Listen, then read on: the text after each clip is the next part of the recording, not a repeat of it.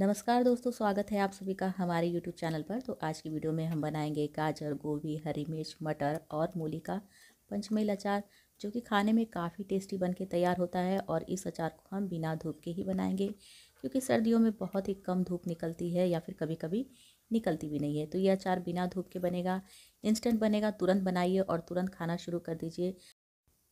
और स्वाद इतना बढ़िया होगा कि आपके खाने के स्वाद को ये दुगना कर देगा। अक्सर हम लोग ये ऐसा वाला अचार जो है, छोले भटूरे जब खाने जाते हैं तो वहाँ ठेले पे मिलता है, जो काफ़ी टेस्टी होता है, लेकिन समझ में नहीं आता है कि कैसे बना हुआ है। तो आज मैं आप लोगों को बताऊंगी कि कैसे इस अचार को बनाया जाता है। तो आइए शुरू करते हैं इस अचार को बनाना।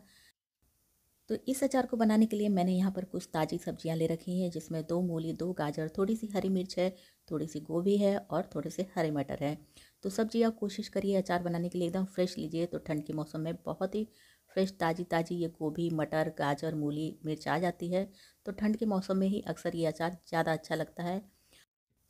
मेरी सारी सब्जियां मिलाकर 1 किलो के करीब हैं। इन सारी सब्जियों को अच्छी तरह से धो लेना है। धोने के बाद सूती कपड़े पर फैलाकर इसे पंखे के नीचे सुखा लेना है। पानी का अंश थोड़ा भी नहीं होना चाहिए इसमें, या फिर साफ़ सूती कपड़े से पोंछ लीजिए। पोंछने के बाद गाजर और मूली के ऊपर का हल्का सा छिलका उतार देना है आपको, और छीलने की सहायता से। और उसके बाद आप अपने मनपसंद आकार में इसे काट सकती हैं, जैसा भी आपको पसंद हो, गोल या लंबा। अचार के लिए गोभी लेते समय गोभी का जो डंठल वाला कड़ा भाग होता है उसको निकाल देना है, और जो ये फूल वाला भाग होता है उसी से अचार बनाना है। और इन्हें छोटे छोटे टुकड़ों में कर देना है, ताकि अचार गलने में आसानी हो।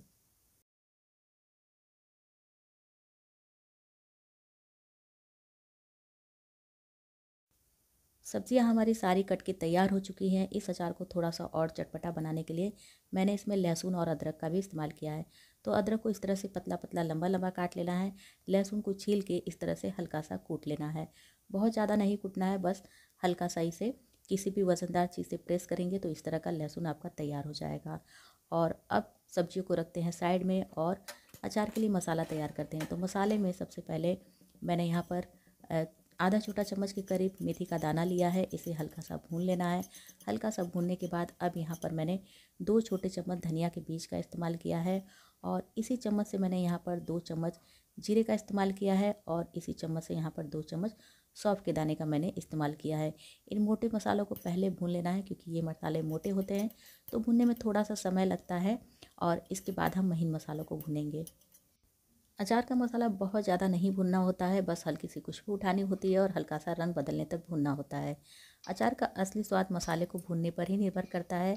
अगर मसाले अच्छी तरह से भुने होंगे, सही अनुपात में होंगे, तो मसाला आपका बहुत ही टेस्टी तैयार होगा, और उससे अचार भी बहुत टेस्टी बन के तैयार होगा। तो अब यहाँ पर मैंने आधे छोटे चम्मच के करीब अजवाइन ले लिया है। इसे भी हल्का सा भून लेना है।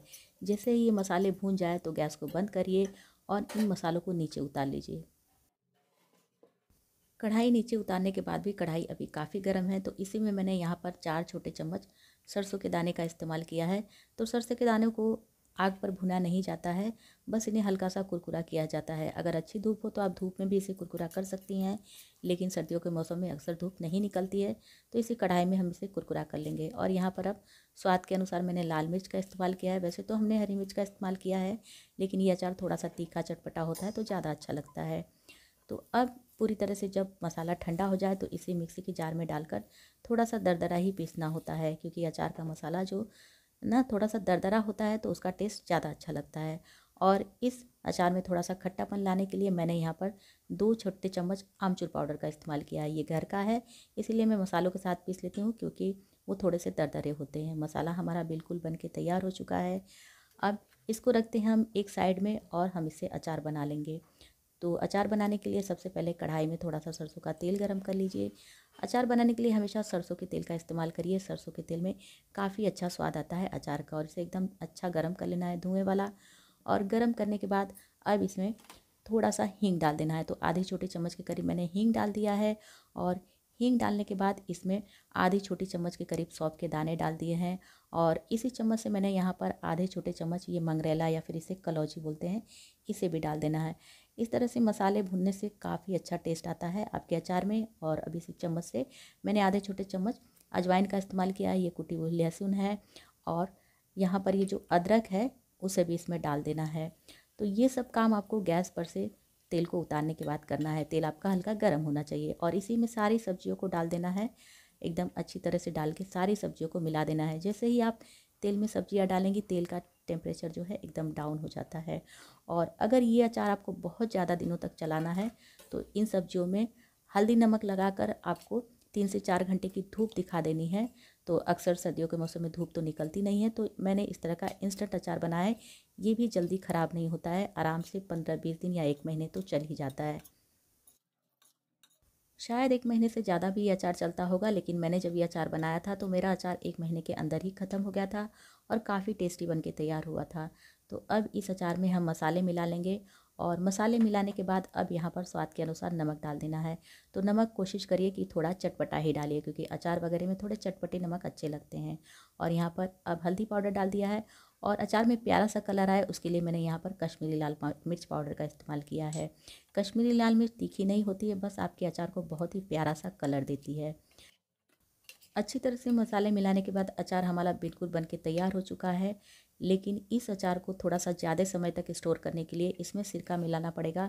बिना सिरका के अगर आप ये अचार बनाते हैं तो अचार ख़राब होने का डर होता है, लेकिन अगर सिरका मिला देते हैं थोड़ा सा तो इससे इस अचार का टेस्ट भी बढ़ जाता है और लंबे समय तक ये अचार आपका ख़राब भी नहीं होगा। तो यहाँ पर मैंने ये 2 चम्मच के करीब सिरका का इस्तेमाल किया है। इसे वाइट विनेगर या सफ़ेद सिरका बोलते हैं। ये बाज़ार में बड़ी आसानी से मिल जाता है और जब हम मार्केट से जो अचार लेके आते हैं उसमें भी सिरका मिलाया होता है, तभी वो अचार कम तेल में बना होता है, फिर भी ख़राब नहीं होता है। तो अचार हमारा बिल्कुल बनके तैयार हो चुका है। अब इसे रखने के लिए कोई भी कांच की बोतल साफ़ कर लीजिए और उसे अच्छी तरह से पोंछ लीजिए। ध्यान रखिए कि जिस बर्तन में रखिए उसमें थोड़ा भी पानी नहीं लगा होना चाहिए। जब भी आप खाने के लिए अचार निकालें तो अचार निकालने के लिए जो बर्तन यूज़ करें उसमें भी पानी नहीं होना चाहिए। गीला हाथ तो बिल्कुल नहीं लगना चाहिए, नहीं तो ये अचार बहुत ही जल्दी ख़राब हो जाते हैं। लेकिन अगर आप थोड़ी सी सावधानी बरतते हैं तो ये अचार बहुत ही अच्छे लगते हैं खाने में।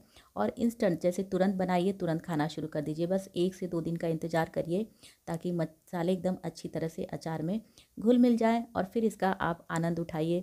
पूरी पराठे, दाल चावल रोटी के साथ बहुत ही अच्छे लगेंगे। पराठे का तो ये स्वाद ही चेंज कर देते हैं। तो सर्दियों का स्पेशल पंचमेल अचार हमारा बनके तैयार हो चुका है। हमने तो इसे पूरी ठंड एंजॉय किया पराठों के साथ। काफ़ी टेस्टी बनके तैयार हुआ था और ख़राब भी नहीं हुआ था। लेकिन मैं आप लोगों को राय दूंगी कि अगर आप पहली बार इस अचार को बना रही हैं तो थोड़े से सब्जियों से बनाइए, क्योंकि बहुत लोगों को अचार का स्वाद पसंद आता है, बहुत लोगों को नहीं पसंद आता है और बहुत लोगों की ये दुविधा होती है कि कहीं हमारा अचार ख़राब तो नहीं हो जाएगा। तो थोड़े से सब्जियों से अचार को बना के देखिए। अगर आपको टेस्ट पसंद आता है, आपका अचार अच्छा बन के तैयार होता है, तो आप फिर दोबारा थोड़ी ज़्यादा सब्जियों से उसे बना सकती हैं। तो उम्मीद है कि आज की वीडियो आप लोगों को पसंद आई होगी। अगर ये वीडियो आप लोगों को थोड़ी सी पसंद आती है तो वीडियो को लाइक शेयर कमेंट करना बिल्कुल भी ना भूला करिए। और अगर चैनल पर नए हो, मेरी और भी वीडियो देखना चाहते हैं तो प्लीज़ चैनल को कर लीजिए सब्सक्राइब। मैं आप लोगों से मिलती हूँ फिर किसी अगली नई रेसिपी के साथ। तब तक के लिए नमस्कार।